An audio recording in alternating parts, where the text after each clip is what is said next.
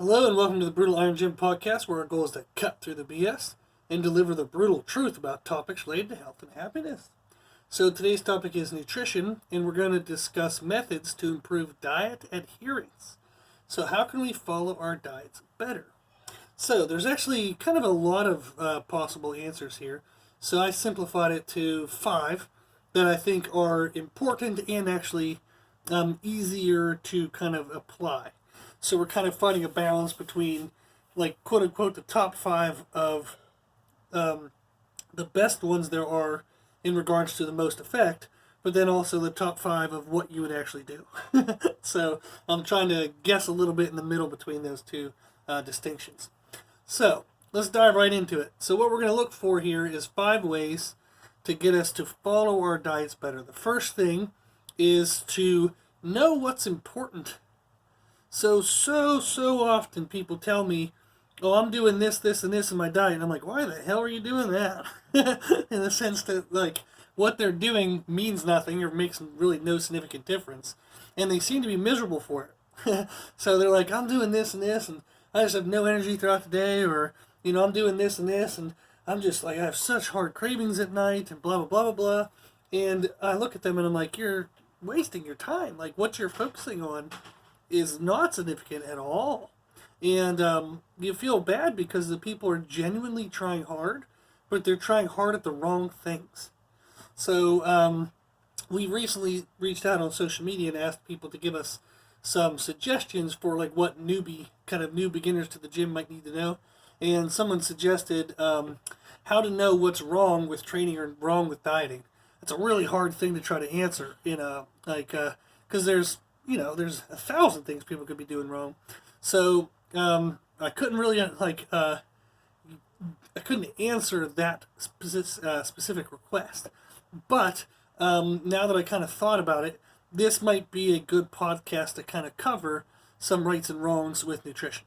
So knowing what's important. In podcast 41, so way back when, in podcast 41, it's titled Diet Right, What Matters Most. We talk about the most important components of a diet and the most significant ones, like what you're going to get your biggest bang for your buck. So if you're going to focus on anything, focus on number 1 first, number 2, then number 3, so kind of what means the most. So the number 1 thing is calories. So total calories by far means the most in terms of results, whether this is weight gain or weight loss. Okay? So if I eat all ice cream and pizza, but I eat less calories of ice cream and pizza than I'd normally eat now, even if I was eating chicken breast and rice, but it's less calories through the ice cream and pizza, I will lose weight. So the quality of the food doesn't matter. The calories matter before the quality of food would matter, in the sense of if your goal is purely weight gain or weight loss. Now, how well you're going to feel throughout the day eating pizza and ice cream is probably not very good. So pizza is very slow digesting. Ice cream gives you kind of like sugar spikes, like ups and downs in energy. So the ice cream also has lots of sugars, so that'll heighten your craving instincts. So there's a whole bunch of science behind why that might not be the best foods to have, even though it can help cause weight loss. You might get weight loss, but you're just going to feel like crap the whole time. So what we're trying to do, and what I want to do through this podcast, is discuss the importance of not only getting results, but also feeling good while we're getting the results. That's part of why we would adhere well to a diet, is we actually don't feel miserable while we're trying to do it. So often people quit diets because they just feel awful. The diet might actually be working, like they might actually be losing weight, but they just feel like shit the whole time, so why are they going to be able to stick with that? It just wouldn't work, right? So podcast 41, it kind of goes in more detail. It's probably a 20 to 30 minute podcast, so you can go listen to that if you'd like to learn more. But calories is most important, so that's what we need to pay attention to first. How much protein intake you have is second important. That's actually more important whether you're eating like white rice or brown rice, or wheat bread or white bread. It's more important that you're paying attention to your protein content, because it has an effect on the way you feel, the way you look, has an effect on water retention, has a big effect on the body. Okay? And then the third most important thing is meal timing. Am I eating my calories when I actually need them? Or am I overeating at inactive times and kind of coincidentally causing increased fat storage. So those are the three most important things. So we've done a podcast in the past called Starting at Number 4. And what I meant by that was too often people start by just changing the quality of what they're eating. They don't really pay attention to the amount, or they think they are, but they're not. They're not tracking it anyway. They're just going to say, well, I'm going to eat healthy. And then they instinctually think they're going to try to like do portion control. And none of that shit works for long term because you're lazy, and we're all lazy, myself included. Is if we don't track our efforts or we don't have some way of knowing if we're doing something, we fall back into our bad habits. So too often people say, well, I'm just going to eat organic food, or I'm going to do this, or like say, I'm going to do low carb or low fat. And all you're doing is changing around your macronutrients. You're not changing around your calories. Now, they might think if I do low carb, okay, my calories will go down. Well, not if you start eating butter and bacon and a whole bunch of jackass stupid food that we all know isn't healthy. So, like, people do those kind of caveman diets where they're like, well, I'm going to have no carbs, but I'm going to eat like a dumbass and have pounds of bacon every day and sausage for breakfast and then wonder why I'm not losing weight. Well, that's just ridiculous. You can't just cut out carbs and then eat the exact same amount of carbs, like food and fats, that you would have eaten in carbs. You're just changing your calories. You're not eliminating calories. You're reducing calories. So too often people think these stupid little rules where they still get to be lazy are going to work. Nothing in life, inside or outside of the gym, works by finding shortcuts and still being lazy. Nothing. Nothing. Okay? And diets are the same way. You might get short-term results, but it's not going to lead to long-term success. Same thing with like business. If you try to make money really fast, it never works because it's usually some bullshit, unsustainable behavior, or you're using people, and then people wise up and then they never come back to you. But usually quick shortcuts on money are never a good thing. Quick shortcuts with diets are never a good thing either. Okay? So it's kind of a universal, simple thing in life is if you want something that's meaningful, you will have to work for it. That's just the truth of life. Okay? So I'm being a little bit grumpy and kind of smart-assy today. but I just want to get across that don't start at number 4. Don't think, whether something's organic or not, or gluten-free or not, or, dairy or not. Like, I've had people tell me who have no dairy issues whatsoever, and they're just like, well, I'm eating dairy-free now, so that way it'll help me lose weight. Why the hell would that cause you to lose weight? That doesn't, it's not significant of a factor. So, the number 1 thing is calories, number 2 is protein, number 3 is meal timing. Now, okay, so that's kind of the first thing we have to know that'll allow us to adhere to diets better, is knowing what's the most important things to focus on. The second tip we have is to simplify the process. So now that I know what's the most important things to focus on, how do I focus on them in the simplest way possible? So some people will do macronutrient tracking, where they'll use apps and they'll count their calories, grams of protein, grams of carbs, grams of fats. Totally fine. If you want to do that, that's great. But a lot of people say, I don't have time for that. They don't want to do that. I don't even personally do it anymore. I've done it for years of my life because that was something that we learned in bodybuilding world, that's what you had to do. And then I just found out that I just don't like doing it. So I don't want to do math all day. So one of the simplest ways to control calories is just doing portion control. Okay? Don't worry about trying to cut out carbs or fats or, making things organic or gluten-free, dairy-free, blah, blah, blah. Okay? Just focus on eating enough to get to your next meal. That's one way that you can do portion control. So I'm going to run through these real quick, okay? And then we'll come back and explain them. So the simple way to do calories is to portion control. The simple way to do protein is to have a list of top protein foods. Hint, hint, you can email us for that list, brutalirongym@gmail.com. And out of that list, make sure you include 3 of those foods per day. You'll probably get a pretty good protein content out of that, okay? And then meal timing, simple, is just eat something every 3 to 5 hours. Anything is better than nothing. So I used to tell clients all the time that a Snickers bar is better than nothing, okay? So you got to eat something every 3 to 5 hours. Doesn't matter what the hell it is, just put it in your face, okay? Missing meals is very, very, very detrimental to the fat loss process, okay? So those are our 3 things, is calories, protein, meal timing. So if I know if my meal timing is I aim to eat every 3 to 5 hours, one of the ways we can monitor caloric intake, doing like we say portion control. So when somebody says, yeah, that sounds good, but how do I know what portions to eat? Is if I know I'm eating every 3 to 5 hours, okay? And it helps if you pick a pretty set routine from day to day. So let's say you eat at 6, 9, 12, 3, 6, and 9. Okay, if you're following me on those times. So 6 a.m., 9 a.m., noon, then 3 p.m., 6 p.m., 9 p.m. So if you ate around those times, plus or minus an hour or whatever, but you eat around those times every day, that's a good structure. Okay? Now your times might be different. This is just an example, so don't get hooked up on the numbers. The concept is, if I'm eating every 3 to 5 hours, if I ate my previous meal and I'm not hungry for my next meal, okay, in that 3 to 5 hour window, that means I overate my portions at that first meal, at that last meal. So if you're not hungry for your next meal, that's how you know you overate. So when you're saying, how do I portion control, is you should be hungry for your next meal. Now, if you're starving to death for your next meal, but you stayed within the 3 to 5 hour window, then you probably underate. Now, if you're starving to death but you haven't eaten for 8 hours, you're a dumbass. So of course you're going to be hungry. You haven't eaten for 8 hours. So that doesn't count. But if you eat within the 3 to 5 hour window, okay, and you're super starving, like you're ready to like gnaw on someone's arm for that meal, you underate at the meal before. So your portions were too small.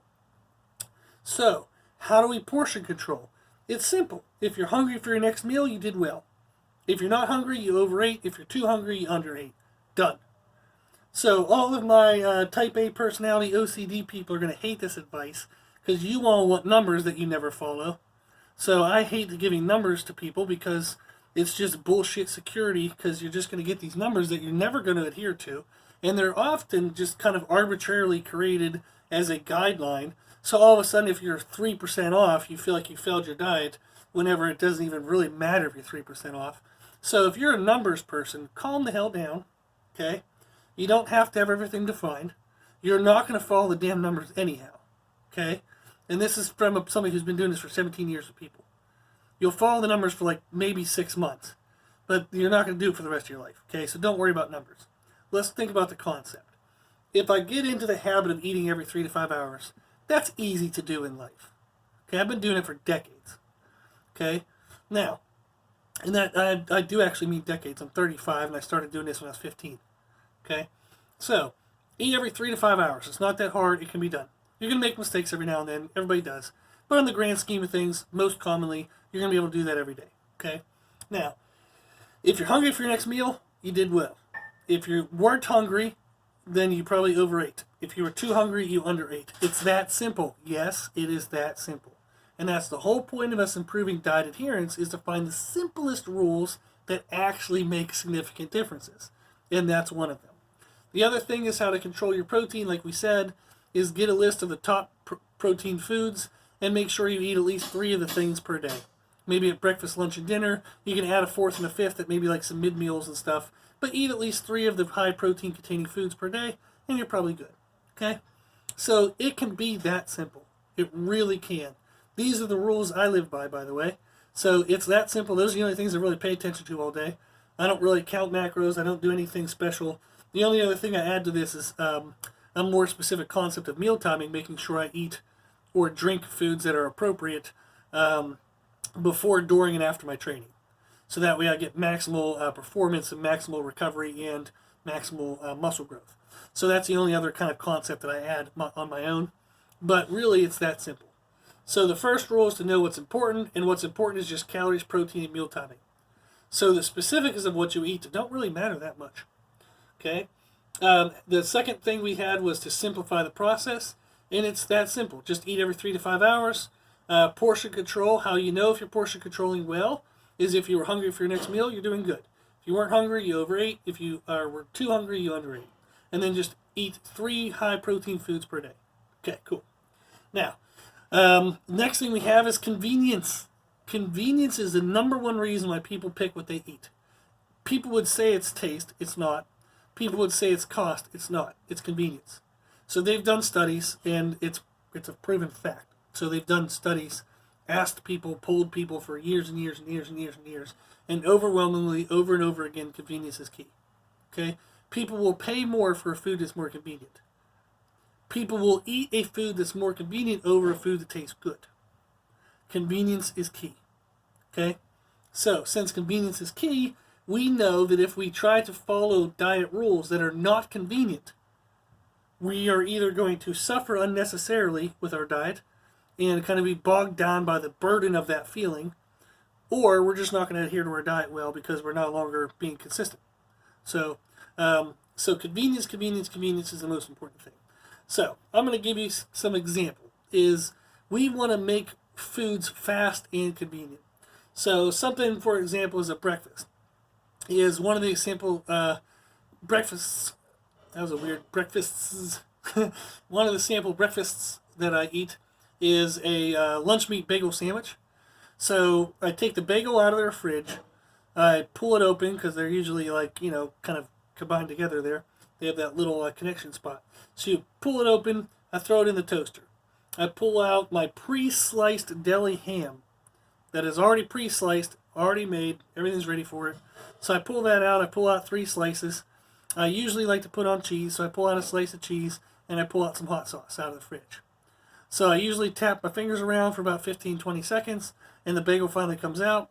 I put some hot sauce on the bagel, slap down the ham, slap down the cheese, smush the sandwich together, carry the sandwich out to my car, and I eat it in my car while I'm driving to work.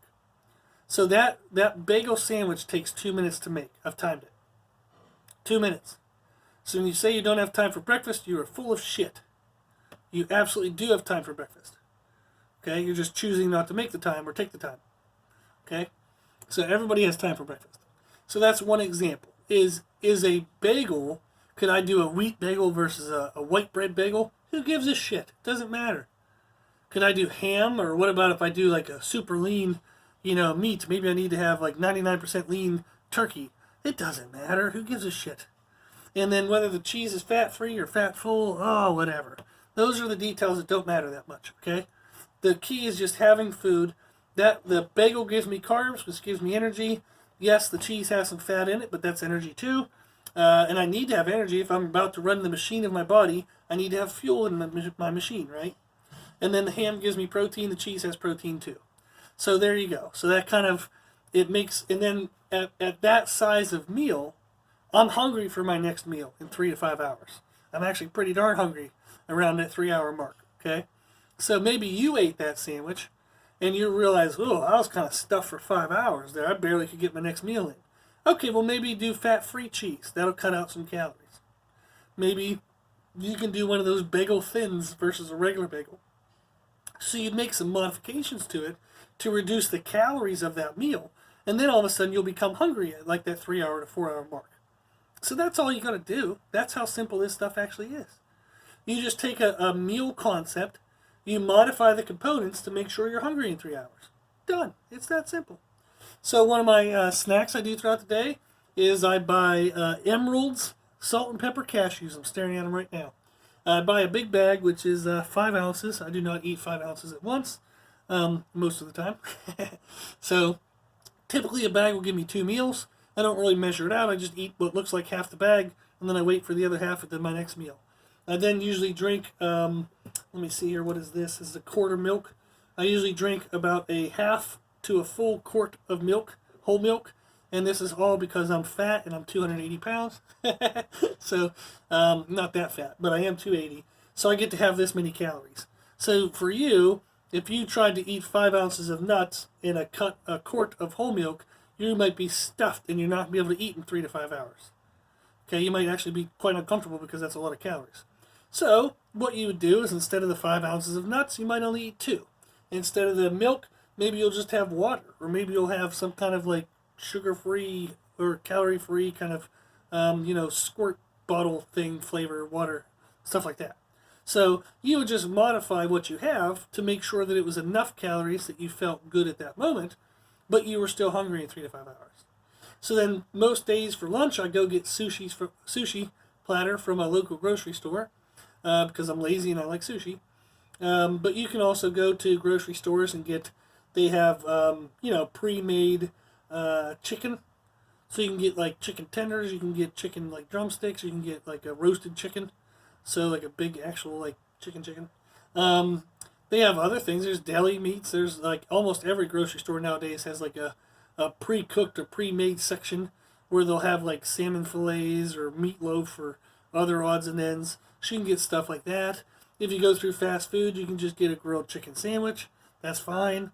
So you just get stuff that's convenient. If you go out with friends to work, then you go get something that's convenient, maybe a grilled chicken salad. But you don't eat, your body weight in queso dip and then wonder why you're fat. So it's all portion control. You just eat what you need at that meal, so that way in 3 to 5 hours again, you're hungry again. Okay?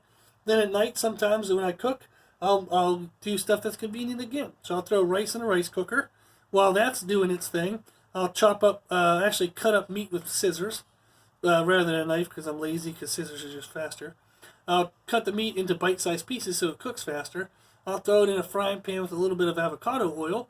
I like avocado oil because it has a higher burn temperature, so meaning it can withstand hotter temperatures before it actually burns. So olive oil actually burns, and then it doesn't taste very good in my opinion, and it converts it more to saturated style fats or bad fats, not useful fats. Whereas if you use stuff with a higher smoke point, like avocado oil, coconut oil, stuff like that, it tastes better and it doesn't burn. So I'll throw meat into a pan, cut it up, like I said, into bite-sized pieces. By the time it's done, the rice is pretty much done. Throw it onto the plate, and then I like to buy flavored oils.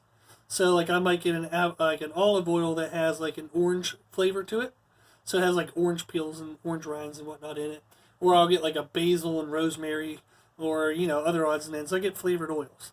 So I use that for my sauce because it's just healthier. It's healthier to use a good unsaturated or even partly saturated oil because saturated fats are actually good for hormone production, by the way. So you don't want to completely eliminate saturated fats from your diet. But anyhow, getting off topic there, is oils are kind of like they add moisture to the meal, they add flavor to the meal, but they're better than say like a marinara sauce, which is just a bunch of sugar. So I'd rather have the healthy fats. So the healthy fats help, like make my skin feel better, hair better, nails better, kind of helps your body repair structures better. So fats are involved in like healthy cell walls, blah, blah, blah, blah, blah. So there's more uses of fats in my body rather than sugar. So that's kind of one of the things I do that's nice and fast. So rice in a rice cooker, cut up your meats with scissors, throw it all on a plate, pour some oil on it, and eat it. Pretty good, okay? So that's the idea, is when you're busy, you can go to grocery stores and get stuff. You can even stop by gas stations. Every gas station on the freaking planet now sells various types of nuts. So that's always an option. You can do cheese sticks. There's a bunch of things out there, okay? Most gas stations now even have like Greek yogurt cups. Now, granted they're like 3 times the cost they should be, but they're available, okay? So there's options. So the third thing we have there is to just make sure your foods are convenient. If it's convenient, you'll stick with it. If it's inconvenient, you'll eventually quit, okay? Number 4 is meal timing to reduce cravings and improve daily energy. So if you don't eat enough during the day, you will feel like shit by the end of the day because you will have no energy. And then since you didn't eat anything, since you have no energy, that lowers your willpower, and you're going to eat everything at night.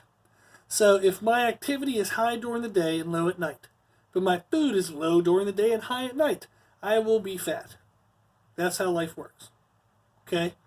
So if that's the current model that you use for food, is I'm too busy to eat during the day because apparently I'm special and I can't afford 5 minutes away from work. I'm the most specialist person on the planet. So I can't eat anything during the day because I'm too busy to eat during the day, even though 9 some billion people else do it, but you're special, so you don't eat during the day. And then all of a sudden you eat everything at night. No wonder you're fat. Okay? You're running your machine on empty all damn day. And then when you give it anything, of course it's going to store it because it just had to deal with a whole damn day of running on empty. So it's going to store that food and protect itself for the next day. So what you need to do is eat more when you move more. Eat less when you move less, and you will weigh less. It's a miracle. It's amazing.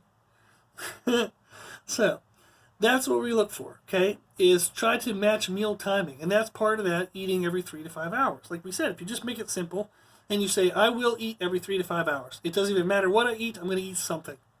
So a Snickers bar is better than nothing. If you do that, you'll have better energy throughout the day, and you will be less likely to overeat at night due to cravings. You still might overeat at night because it's habitual and you're used to doing it, but you won't have the cravings for it. If you take away the cravings, you will eventually learn to change your habit to something else because there won't be that driving biological force to shove calories in your face. Okay? So it helps a lot. So you can buy conveniently packaged foods so that way you can eat more during the day. So there's like peanut butter and almond butter packs now that you just rip the top off and squeeze it in your mouth and eat it. Like we said, there's nuts you can buy in serving size packages, cheese sticks, Greek yogurt cups. There's a lot of things you can do. Okay? So you are not so important that you can't eat during the day. You're choosing not to eat during the day. You're choosing not to prioritize your health. These are all choices. That means that you can choose to do something else, like actually eat during the day. You can choose to prioritize your health. You can choose to do what you need to do to become healthy so you can live your life in a better way. Okay? So you are not too busy to eat during the day. You are choosing not to take the time to eat during the day. People don't like hearing that, but it's true. You are not the most specialist person on the planet that you can't eat during the day. Okay? Now, last thing we have is to make sure your foods taste good. So if your foods taste like crap, you won't eat them very often. Okay? You're not going to like them, and then you're going to go reach for something that you know actually tastes good. So like we said, convenience is more important than taste. However, eventually taste does matter. If you eat cardboard all day because it's convenient, you're eventually going to get to a time whenever convenience isn't that important. Meaning like you're sitting at home at night, and you're like, well, I have an hour or two before I go to bed, so I don't need to pick up the closest thing to me. I kind of want something that tastes good right now. Really, when we're busy, convenience is most important. When we're not busy, flavor becomes the most important. Okay? So how well your food tastes does become important.